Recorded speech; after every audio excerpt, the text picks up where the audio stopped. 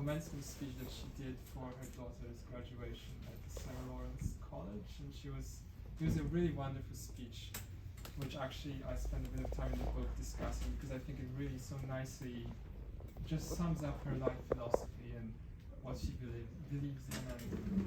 And there's a moment towards the end of the speech where she says, I wish for all of you to have the courage to have an adventurer's heart, which I think is very beautiful. And I think that's how she's lived her life. Absolutely, based on your book. Yeah. I mean, she had this peripatetic youth. She was traveled around with her family. How did that shape her, do you think? Oh, I think that was really decisive in shaping her character and just really setting a tone for the rest of her life, and also her artistic search, I think. They did move. I think she herself has said that she doesn't even remember how many times they moved when she was a child. So it might have been 10 or 12 times by the time she graduated high school, which is quite a lot. I think we don't agree. So I think what she took from that was that she was always the new kid at school. So she would always, have to make new friends, and then as soon as she made friends, she had to move again. And it's something that I can actually identify with. So when I was writing those parts, I could really see how that would shape her character. And I think what's really interesting when we look at her later life is that sort of stayed with her. So later she would go through all those incredible phases in her life, where she would move from Paris to New York, and she would, she'd be a model, and she'd be studying mime, and she'd be doing theater. And she was great at all those things, and she was belonging to those worlds for a little bit of time, but she never stayed anywhere. So she never really belonged anywhere fully. So she would always stay there for a little while, experience it, make the most of it, and then sort of move on. And I think that comes from her childhood. Well, one thing I learned about your book that I didn't know about her, everybody associates her with Minnesota because she's talked about that so extensively growing up there. But you reveal that she spent some time in the South. And she's played so many Southern heroines, so I guess that kind of came natural to her. Yeah, that's really interesting. Yeah. I mean, it was very early on in her life. I think she was about 2 years old, so I don't know if she really has very, concrete memories of that time. But who knows? I mean, it might have given her some kind of a magical kind of twist. But she was certainly very fascinated with the South since she was very young. And Others. Gone with the Wind and Streetcar Named Desire and all those things. So Last Menagerie. Yeah. Oh, when did you first discover her, and how? Was it like in a film, or did you read a magazine article? Well, it's interesting actually. I might have seen Tootsie as a small kid, probably, as a lot of us have. But the first time I really remember being aware of who Jessica Lange was when I was about 12.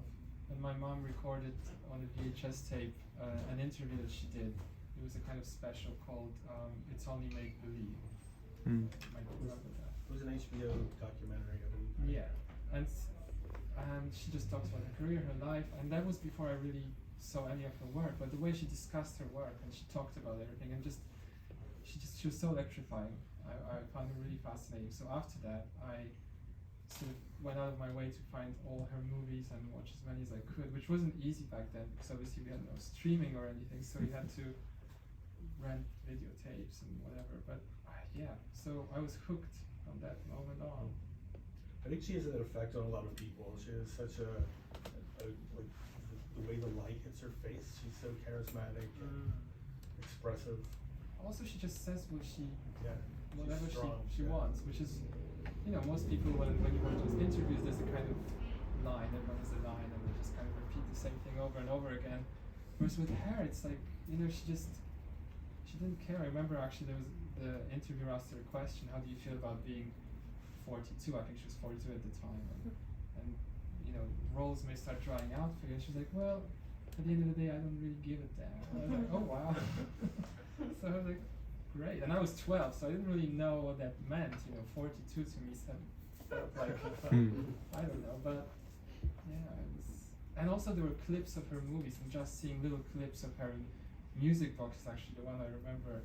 I thought, oh my gosh, I have to see this film. It's just in just this one moment, you could see so many different emotions, and it was just, yeah, I had to find those movies and see them. So Well, what made you decide to pursue writing this biography? Because she's such a private person. I mean, she's very expressive during interviews, but she lives her life like outside the public eye. absolutely. Well, as my friend Michael actually was here, we were talking about this the other day, and he said, you know, I write books that I want to read, and I think it was very much the case with this. I really wanted to know more about her life, and she has said herself in many interviews that she will never write a book. So I thought that's kind of like an invitation for someone else to do it. So, but it was really a very long and slow process. But from when I first had the idea to do it to this moment, it's been almost 10 years. So it took a long time for me to first get the confidence, because, you know, obviously she's still with us and she's a very formidable presence, so you don't want to, you know, piss her off. So I had to trod very carefully, and I had to do a lot of research. But you know, once I decided I want to do this, I just went ahead and did what had to be done, you know. Did you reach out to her for an interview? I did, of course, yes. So I think it was even before my Ava Gardner book came out, which was 6 years ago now, I think, or even 7 years ago, and I was still very young and very naive. It was before I even graduated from university. So I thought, you know, if I write her a nice letter saying how much I love her, of course she's gonna invite me for tea and we'll sit down. But it wasn't like that, unfortunately. So I got a very stern email from her management saying, you know, she doesn't want this, she's not interested, please don't do anything. So obviously that really scared me and disappointed me. And then it took some time for me to think about it some more, and I just kept researching it without really having a clear idea what I would do with it. And then it was just a very strange series of events which led me from one person to another. And I was talking to this lady who knew her back in the day in the 70s, and she said, you have to speak to Paco, who was her first husband.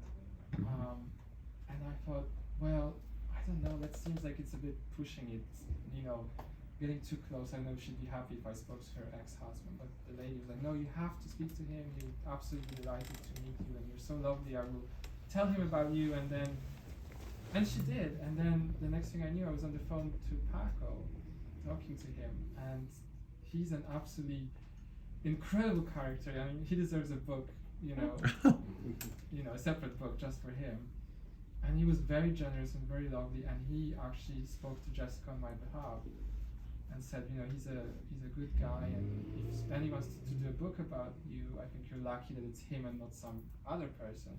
So I think by the end of it, she warmed up to it enough to allow me to speak to people, but she herself never wanted to be interviewed. So she didn't put up any obstacles? No. Okay, that's good. So she and Paco are so close. They are. He really are. kind of set her on this path by, you know, convincing her to run away with him in college. I mean, there was maybe 20 years where, I guess when Jessica was with Sam Shepard, that they weren't really in touch. Okay. But since Sam, well, they broke up and then he passed away, I think she and Paco reconnected, and now they are quite close. So from what I understand, they speak on the phone regularly. She comes to visit him, so they have a very beautiful friendship. That's nice. Did you send her a copy of the book? Not yet, no. I want to talk about her career. Where do you? She's like my favorite living actress. So where do you think she fits in to the pantheon of great actors? Wow, that's an interesting question. I mean, I've always been mainly interested in classic Hollywood, so she's really one of the few more contemporary actors that really fascinate me. I mean, I can appreciate a good performance from a modern actor, but I don't get that sort of, you know, really excited feeling. Whereas with her, I've always felt that she was really something special. So, I don't know, it's very hard to compare her to other people. She's so unlike anyone else. I think she's kind of in a league of her own. And people always ask, you know, what do you think she's better than Meryl? Or, you know, it's always this comparison with Meryl. I think in the book I talk about it quite a lot, because throughout the years, especially the press, they've always tried to sort of pit them against one another and compare them, and especially when they were both nominated for Best Actress for Frances and Sophie's Choice, that was such a big thing in the press. But I don't like comparing people. I just think she is an incredible performer, and her body of work speaks for itself. So and I'm not American, so I can't maybe say that, but to me, she's definitely one of the great American actors of all time. So that's what I think. I'm somebody who thought she was perfect in King Kong. I mean, Jeff Bridges has this quote, which I think is in your book, about how she was, when he met her, he thought she was too hip and smart to play somebody as kind of vacuous and silly as Duan. But her performance was not as widely derided as people seem to think it is. I mean, besides Pauline Kael, comparing her to Carole Lombard, she got a lot of other really positive reviews at the time that nobody talks about. So, what do you think about like how she burst on the screen? What was your thought watching her for the first time? It's really interesting because I think those two things that you mentioned, so obviously the character is quite daft and silly, and then she obviously isn't, and she was so worldly coming into it because she had just come from New York and she was, mingling with Antonio Lopez and Andy Warhol, and then before that she was in Paris studying mime. So she really had this air of, bohemian kind of, she was very interesting, and she was anything but daft and sort of, so I think when you combine the script, which really doesn't do her much favor, and then she brings so much of her personality into the performance. So I think I really enjoy watching it. I don't love the film, but I think just watching her, you can't really take your eyes off her. From the very first moment she appears on which is so impressive. I mean, someone so young with absolutely no acting experience is able to carry this film. So that's just a testament to her natural talent, not even training. Because she had some training by this point, but certainly not for camera. So, yeah. Well, I presume that you watched all of her films while doing research for this film. What most surprised you? Was there a film that really stood out rewatching it? I think what surprised me, or sort of saddened me actually, was that in my mind at least, there's two periods of her career. It's this before Blue Sky, which is it came out in 1994, and after Blue Sky, and that's as much about Hollywood politics as it is about her. But I mean, all of her movies between 1982 and 1994 are incredible, outstanding performances. Even if the movie is not top notch, her performance is always surprising and exciting.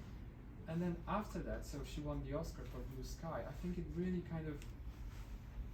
you can really see the difference.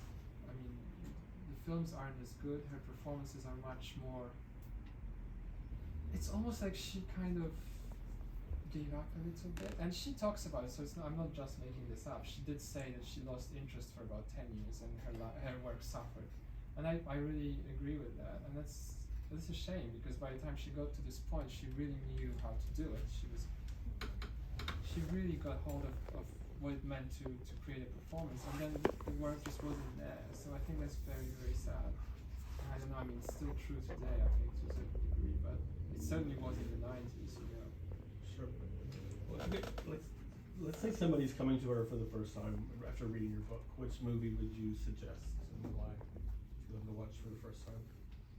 Oh gosh, well, I always go to Frances as the one, because that's just, there's great films and then there's Frances, and when it comes to great performances, the film is not faultless, it has its faults and it sort of perpetuates certain myths about Frances Farmer and all of that, but Jessica's performance is just, in my mind, there's something almost metaphysical about it. It's like she's being possessed by the spirit of Frances Farmer, and there are moments in the movie where it's just like, oh my gosh, what's happening? And no matter how many times you watch it, you never fail, at least in my case, to be absolutely amazed that, I don't even know if you can say skill, because it's more than a skill, it's really something you can't define. So I would always say watch Frances, and even though it's a really hard film to watch, and it's not an easy popcorn sort of film, but it's something else.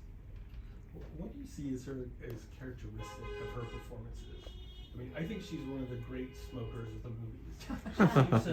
She inhales those cigarettes like she's getting like endorphins from them. Yeah, that's true actually. I mean, she uses whatever she can to kind of to seduce you as the viewer, I think. And she's a great seductress, and she's very sensual. And I think there's always this erotic torrent in every performance that she gives, even if it's not necessarily the main feature of a character. It's always there, whether it's kind of dormant or it's on full display, like in Blue Sky, which I think is another film that I would definitely recommend.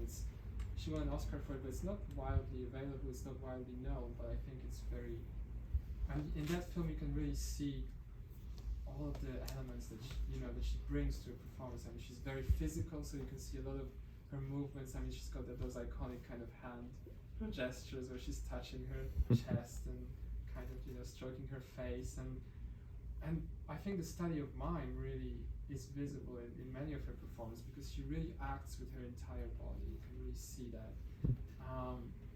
Her little just quirks, her little laughters, her little kind of smirks. Like, I mean, she certainly has like things that are very typically her own, but yet in every movie, in every performance, she's also different. She brings something else. So it's not like you're watching Jessica Lange in every film. She does create a performance, but yet she has those little kind of, I watched a lot of her films, like, after reading your book, and the one that really just keeps blowing me away is Sweet Dreams. She really inhabited Patsy Cline, gives this full body performance. I mean, Pauline Kael, who's a big Jessica Lange fan, like, she pushed for her to win like the New York Film Critics Award for that movie. That's the one that I recommend to people.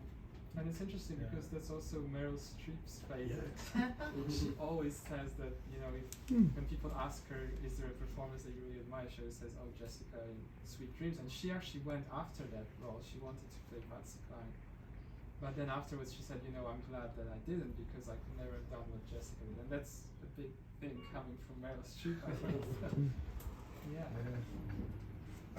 What is it about her that you think resonates with fans? I mean, I don't know that she has like the biggest fan base, but people who love her really, really love Jessica Lange. Yeah. I don't know. I mean, I asked you that question when I was writing the book, and I mean, everyone has a slightly different answer. For me personally, she has, even though she always denies this, but I feel like she's curated her body of work, even though she maybe didn't do it consciously, but there's something that is a kind of a common theme that runs through her movies, and it really speaks to people who are sort of on the outside a little bit, and people who have problems adjusting to social norms, and she often plays those kind of characters who, for one reason or another, they can't quite fit. I mean, Frances, Blue Sky, all those characters are very much on the edge of society, and it's usually, there's also a hint of sort of mental health issues there. She always talked about her struggles, exactly, and she always injects that into her films as well. So I think there's a lot of just raw realness in her performances, which really speaks to people. There's nothing mannered or kind of preconceived. It's very real, and I think it's very in the moment. And also that's what her acting is about. I think she always talks about, I don't really over prepare. I just go and see what happens, and I just react in a very natural way. And I think that really comes across. Yeah, I think the spirit of adventure that you talked about earlier really aids her performances in that way. I mean, there's this whole area of her personal life as well, which, the fact that she is so secretive and that we don't really know that much about her. I mean, she had those incredible love affairs with Baryshnikov and Sam Shepard, and her photography, which I think is also a big part of her. And the fact that she's just so elusive. I mean, she doesn't live in Hollywood. She lives in New York, but most of the time she's somewhere on the road or in her cabin in Minnesota. And she's very hard to pin down. So that's very attractive, I think, for fans. We want to know more, and yet we know we'll never know the whole truth. Yeah. People can project things onto her. Yeah, for sure. What were some of the most surprising things that you learned while researching her that you didn't know about her already? Well, certainly the whole first part of her life, you know, before she ever made the movie, she had this whole, I mean, she had several lives by the time she was 26. I think, and it's very indicative of the time as well. She really embodied the times. I mean, she was very much a kid of the 60s, you know, the Woodstock generation, but there's also something very personal to her, you know, as well. And just researching, you know, her time in Paris and her time in New York and the people that she met during that time, and people who were sort of in love with her or just charmed by her. It's really interesting because she was just this kid from Minnesota who had no money, no pedigree, nothing. She dropped out of college. She just threw herself into this adventurous life, and she just had an incredible time. I think for about 15 years. Yeah. Or maybe not for 10 years. I would say. I mean, that's the part of the book that I think, I mean, your book's wonderful, it's very well written, but what fascinated me was those bohemian years. I can't even imagine how you got through to all these people to let them just share their stories with you. Well, the internet is a great thing. Yeah. Was there anybody who wouldn't talk about her? Or how did it all start? I mean, there's a lady who put you in touch with Paco, her first husband, and did it go from there? Did other people say, "Oh, Paco's talking, I'll talk to you"? Not really. No, it wasn't just because of Paco. I think there were a lot of people, and I just felt all of their stories were so fascinating. I wish I could have written books about all of them because, in a way, Jessica embodies that type of person who I think is very much extinct now. I mean, those were people who really dedicated their whole lives to art, and they didn't care about, you know, making a career or making money, or they really just lived this bohemian life. And when I kind of uncovered people and you know said, would you like to talk about it? Everyone wanted to talk about it. You know, yes, they want to talk about Jessica, but they also just wanted to talk about that time. And people really have this nostalgia for that time, and so it wasn't very difficult to get people to talk to me. And also it was in the very midst of the pandemic, so the only way I could connect with people was online. And people were, I guess, you know, everyone was stuck at home, and suddenly this guy just contacts you and would you like to talk about something that happened 50 or 60 years ago. People were very much, you know, up for that. So I was very grateful, and it was just it was an adventure for me, you know, as you can imagine. And I think it's great that Jessica was just kind of like this little zealot, just always in those different worlds. Yeah. It's really fascinating. Yeah. What do you want people to take away from your version of Jessica's life? Wow. Well, I just hope they enjoy the book, first of all. And, you know, one thing I would love for people to do is to go back and watch some of those films, maybe for the first time, or if not, to rewatch them and really appreciate them. But also, I mean, I was inspired by her, you know, and that speech that I mentioned at the beginning, really, whenever I have doubts or I feel bad about something that happened, I go back and watch that speech. It's on YouTube, by the way, so I would recommend everyone to see it. There's just something so refreshing and so incredibly freeing about her just attitude towards life. And I hope that comes across in the book. And yeah, just to dedicate yourself to whatever you're passionate about, which is what she has done. And then don't worry about the rest so much. I think that's what people will. Yeah. Okay. Well, I guess we